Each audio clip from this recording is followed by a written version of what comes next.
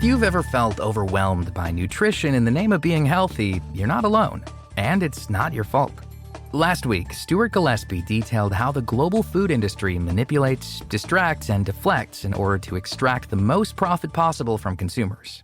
His book, Food Fight: From Plunder and Profit to People and Planet, explains the shift from food being viewed as a necessity to a commodity, and how it's played a detrimental role in the health of humanity. Luckily, it's not all bad news. Gillespie's outlined a framework that he believes can put us back on track, which he refers to as the 4 Ins. The first is institutions, which calls on governments to focus on providing healthy foods for government agencies, hospitals, schools, and other public establishments, ideally partnering with local farmers. The second branch is incentives, because it's rare that people will go against the status quo just because it's the right thing to do. Whereby we look at those massive agricultural subsidies, reform them so they're not just prioritizing staple foods, but they also prioritize healthy fruit and vegetables, for example.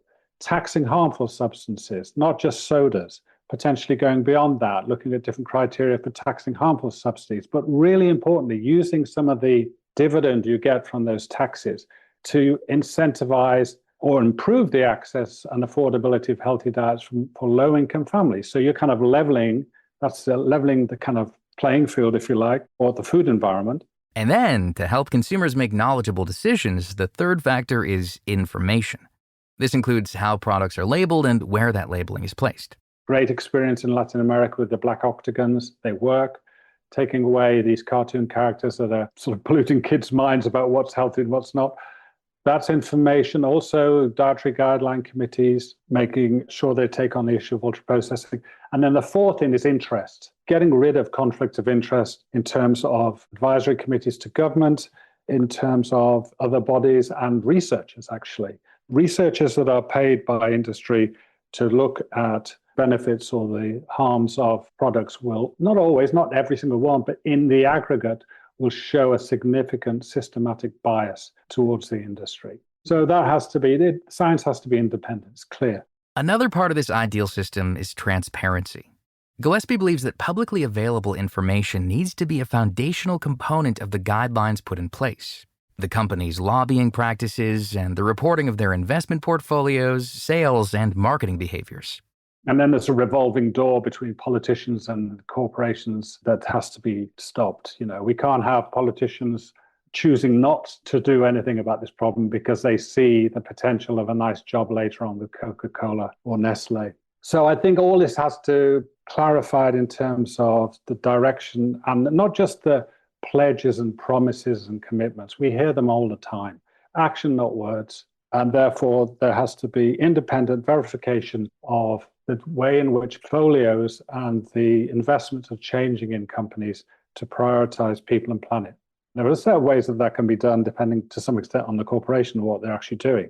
But at the moment, what we have is a free-for-all. They can do what they like pretty much. Some governments have begun to talk about this issue. In fact, the UK published a policy paper on a food strategy for England earlier this year. It aims to build a future where food is healthy, affordable, and accessible. However, this effort has included representatives from a few major food corporations, a choice that Gillespie says will reduce this plan into nothing more than another well-intentioned failure. On the planning board, we have various large corporations sitting there, and they shouldn't be there. They shouldn't be on the planning strategy development. So we'll see, but some of the same old mistakes of the past seem to be there, but there's a lot of public demand now for much more transparency and accountability. That doesn't mean there's no spot for industry at the table, but Gillespie argues that they shouldn't be involved until much later in the process. You don't need industry there because industry it's cross purposes. You have two different purposes there. When you have two different purposes, you pollute the discourse. And the two different purposes are profit and health, if you like. And what we need is people around the table who share the same purpose, the same goal. Industry then can come in later to say, okay, once that's been decided what the strategy looks like, a set of actions to move in that direction, to implement the strategy, then you bring in industry, say, right, you can come in now, tell us how you as the industry can best implement or operate with these guidelines and these guardrails to ensure you can make some profit, but also ensure there's healthy and planetary and human is protected. Despite the overwhelming presence of the current unrestricted system, Gillespie thinks that these parameters will be respected by industry. In fact, once there's a clear set of standards to work within, he believes the companies can once again flourish, just not at the expense of their consumers.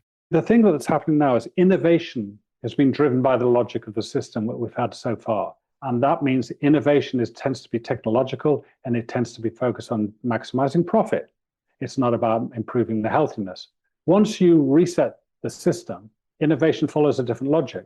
Innovation will have to say, okay, it could be social innovation, not just technological innovation. That innovation literally means something new that is beneficial. That will, again, move more towards people and planet, towards human health, towards planetary health than we've ever had before. They're good at that. They have the money to be able to move in that direction. They just don't have any incentives to do that right now because they're making a lot of money out of doing what they've done for the last 15 odd years. One of the arguments against this innovation, especially in America, is freedom. The ability to operate within a free market where consumers can decide what they want to put in their bodies. If you want to eat ultra-processed food, that should be your decision, no matter how unhealthy it may be. But Gillespie counters that with the historical precedents for government interfering with personal freedom to protect large-scale public health. Kids can't buy cigarettes. They can't buy alcohol. We have standards of sanitation, all these things have been done to protect public health. The same applies to a junk food, saturated food environment.